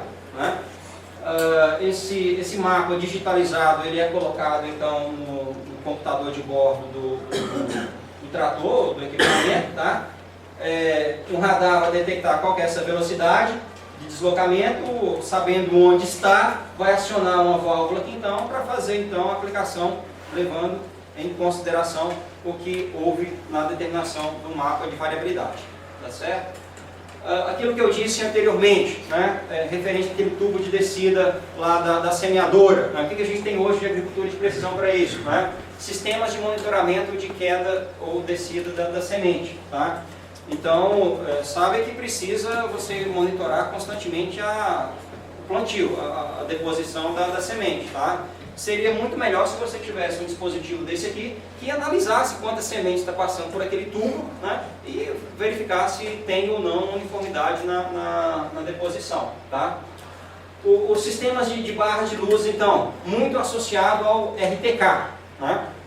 Então, orienta o piloto no seu alinhamento. Tá? Isso evita situações muito complicadas na sobreposição. esse alinhamento com o sistema de barra de luzes e o piloto automático, ele pode ser de duas formas, né? O piloto automático ele pode ser acoplado diretamente no sistema hidráulico do trator, né? Que é um sistema mais robusto, envolve mais partes constituintes, de modo que o sistema controla a máquina toda, tá? Já vai direto no sistema hidráulico da direção do trator. Ou então alguns mais simples, né? Tem empresa que vende isso, né? A agricultura de precisão, pessoal, é muito dinâmico. Você tem que estar atento com relação a isso para poder fazer uso da melhor ferramenta que você tem para a sua situação. Então aqui, por exemplo, é simplesmente um dispositivo, tá? Que foi acoplado próximo ao volante. Esse dispositivo aqui recebe o sinal, né, do satélite, determina onde está, né, e mantém um alinhamento constante, né? Então isso permite que você tenha algumas vantagens, né? Por exemplo, questão do piloto automático, né? Qual que seria uma vantagem desse mecanismo, tá? Se é piloto automático, você vai liberar o operador, né? Então você libera o operador, o sujeito está aqui, ó, abriu uma caixa aqui, eu acredito, vai abrir outra aqui, está passeando atrás, né? Ele vai monitorar a quantidade de semente e adubo que tem nos depósitos. Ele pode então, né, ficar livre para fazer outras operações ou tomar outras decisões durante o processo. Uma das vantagens também é que chega no final do dia o cara está meio descansado, né? Menos estressado de ficar operando o trator. Quando é ligado no sistema hidráulico, ele monitora até o esterçamento, tá? Então ele faz a curva, né, já determinado previamente, tá? Suspendeu, né, ele vai fazer a curva e vai iniciar um novo tiro, né, uma nova passada, de acordo com o previsto, né? Ele não continua do lado da outra linha, né? Oi? Continua do outro lado do lado da outra linha. Não, mas o que ele faz? Ele vai fazendo o zigue-zague, depois ele volta cobrindo as partes onde ele não passou. Aí levanta, cobre, levanta, cobre. Exatamente. Então, a tendência é essa, né, quando você pensa em automatização de máquinas. Então, a orientação de passagens, né, você está fazendo a aplicação de um fertilizante lá, né, você precisa ter uma noção exata dessa sobreposição, né, a barra de luz te permite isso, né. Olha só o que acontece aqui, né, o pulverizador passou por aqui, olha só, dá para observar aqui a cultura amassada, né, e aqui, né, um alinhamento melhor, né. Isso aqui resulta disso aqui, área sem aplicar, provavelmente vai ter que voltar aqui para fazer a aplicação, né? Então, ficou algumas áreas aqui sem aplicar, né? Na aviação, o GPS, né, juntamente com a barra de luz, resolveu um problema muito grande aqui, né? Acabou com o trabalho do bandeirinha, né? Bandeirinha, qual figura que era? Ficava lá com a bandeirinha, né? O piloto passava, né, e dava um banho no sujeito, né? Então, com o GPS, né, com a orientação com a barra de luz, né, isso aqui não existe mais, tá? Olha só, quando se fala em agricultura de precisão, que fique essa informação, não é só GPS, tá? A gente pode fazer agricultura de precisão com sensoriamento remoto, tá certo? O sensoriamento remoto, ele se baseia na seguinte premissa: todo corpo emite uma radiação. Uma parte da radiação a gente consegue ver, mas essa é só uma pequena parte aqui, ó, 0,4 a 0,7 micrômetros, né, chamado radiação visível. Mas a radiação, ela tem um espectro muito amplo. Então, para detectar essa radiação, nós precisamos lançar mão de alguns equipamentos, né? Então, nós vamos praticar o sensoriamento remoto, trabalhando com câmeras específicas, seja ela fotográfica, câmera de vídeo, radares, né? Para que a gente possa coletar a informação sem ter contato com aquele objeto. Isso é o sensoriamento remoto, né? É uma das linhas que a agricultura de precisão busca, ou seja, você obter informação daquele corpo sem precisar estar em contato com ele, né? E aqui tem algumas formas de você detectar isso, né? O chamado nível terrestre, utiliza os espectrômetros, né? Terrestre por quê? Você está, obviamente, em solo, né? esse radar aqui emite uma onda para o solo, essa onda volta, e quando ela volta diferente do que ela saiu. Essa diferença te dá alguma informação. Tá? Esse tipo aqui, na minha opinião, é um dos que ainda vão avançar mais. Tá? O nível suborbital. Tem muita empresa investindo nisso aqui. Tá? São as aeronaves não tripuladas. Né? Tem controle remoto, você vai com isso a um determinado ponto, captam uma imagem, os drones, né? Captam uma imagem e aquilo te dá uma informação. Na minha opinião, isso aqui ainda vai avançar muito, tá? Porque permite que você vá a grande distância e capte a informação necessária, tá? Ou então pode ser nível orbital. O que é o nível orbital? Quando você utiliza um satélite, tá? Isso aqui não é utopia não, tá? Isso aqui é real. Nós podemos trabalhar com agricultura de precisão, obtendo uma imagem de satélite, né, que foi tirada há algum tempo. Se eu quero trabalhar com a variabilidade temporal de uma área, eu preciso analisar o que aconteceu ao longo do tempo. Mas eu estou chegando agora.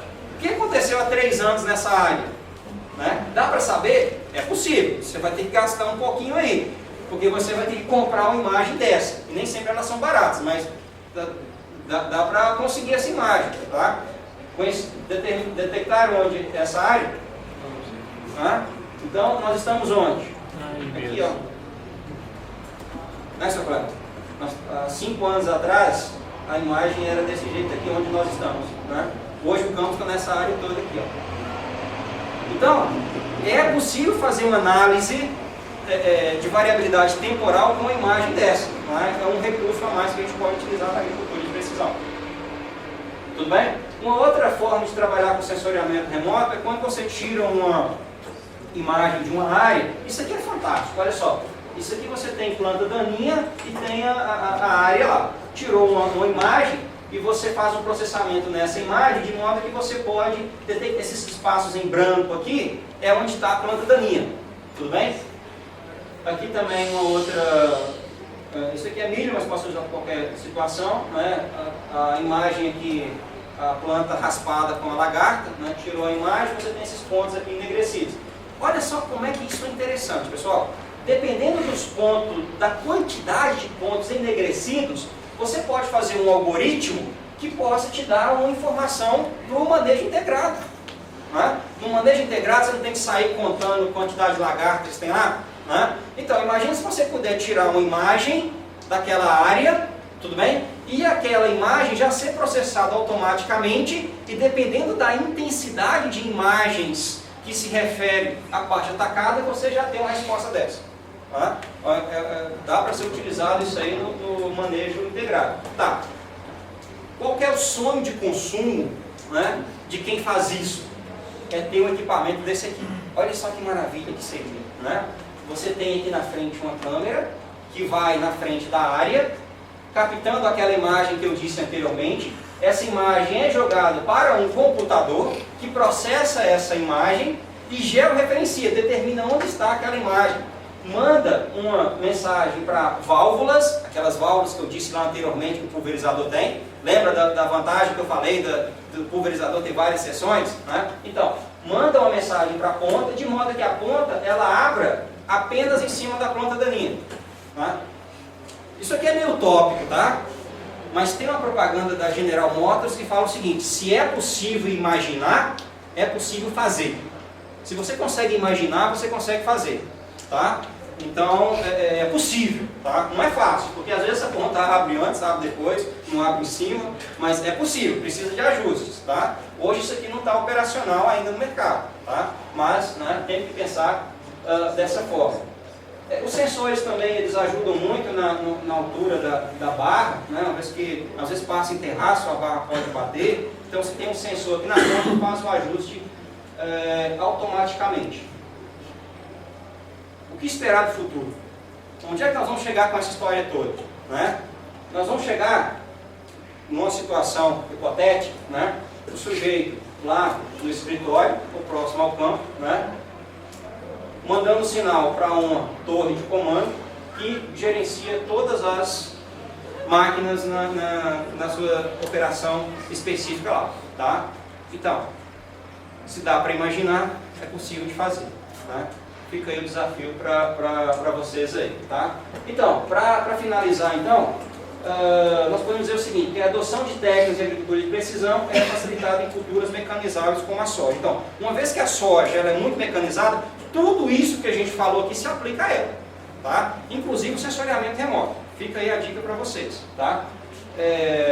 Vocês têm, além dos desafios que o Pedro ou outras pessoas devem ter dito para vocês, vocês têm uma responsabilidade muito grande, tá? Que é manter a sojicultura no Brasil com o mesmo padrão de qualidade que ela atingiu. Tá? Pensem nisso, é um outro desafio. Se você pensa em manter essa qualidade, né, a agricultura de precisão, né, em todas as suas ferramentas, né, a gente não tem a pretensão aqui de falar tudo a respeito de agricultura de precisão, tem muito mais coisas envolvidas, é a tendência, tá? Em gestão, em sustentabilidade, é a agricultura de precisão. É a tendência para se trabalhar com a agricultura moderna, tá? E isso é dinâmico, pessoal.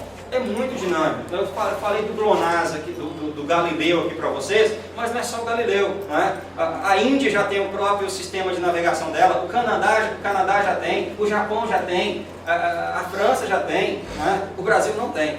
Né? Mas pode ter. Tá? Então pense, tá, que a coisa está sempre em evolução nessa área. Então procurem sempre se atualizar. Tudo bem?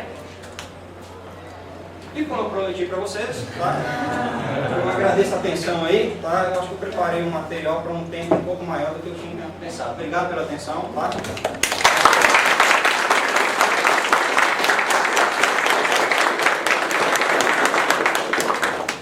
Professor Renato, sem palavras, apresentação fantástica, mas eu achei, né? Foi faz muito tempo que eu não vi uma apresentação fora da minha área, muito difícil. Então, assim, deu para interessar bastante a cabeça e perceber o detalhe. Esse pessoal já não gosta de melhoramento, agora que vamos para a mecanização. Não, eu citei várias vezes que a mecanização ela evoluiu em função dos avanços conseguidos lá no melhoramento. Né? Mas tem várias dessas perguntas aí que a gente pode aplicar no melhoramento de condição.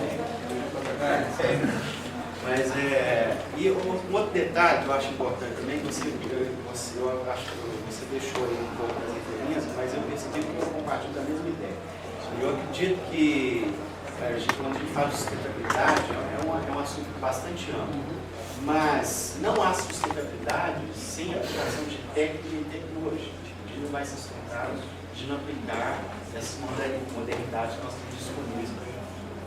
E um dos objetivos da gente fazer esse tipo de palestra aqui, às vezes a pessoa fala assim, vai falar de agricultura de precisão e sustentabilidade, porque tem tudo a ver, tudo a ver mesmo. E fica essa ideia, essa mensagem para vocês, que você vai fazer. A sustentabilidade é importante, ela não é um tema de ambientalistas, não. A gente precisa de sustentabilidade. E a gente, na agricultura, a gente só consegue, sei lá, de qualquer área, se a gente vier aplicar conhecimento, aplicar engenharia, estamos formando engenheiros, ok? Então, professor Renato, mais uma vez eu agradeço. E lembrando aos estagiários do Soja Plus que a gente precisa de uma síntese dessa apresentação aí, que foi combinado, tá? Passem para a Daiane. E quem tiver interesse em participar do Soja Plus também pode nos procurar, porque a gente vai iniciar outros ciclos de seleção. Professor Renato, mais uma vez, muito obrigado.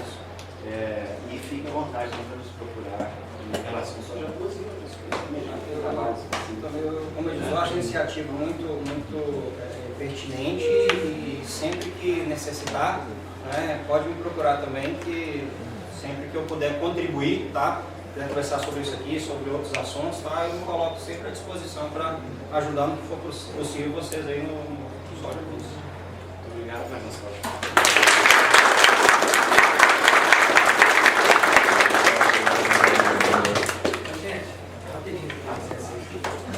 Boa noite a todos, você breve,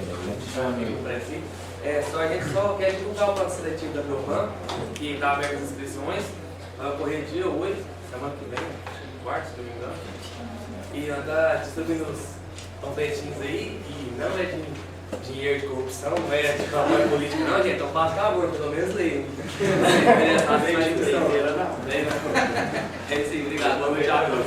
Pessoal, um detalhe, viu?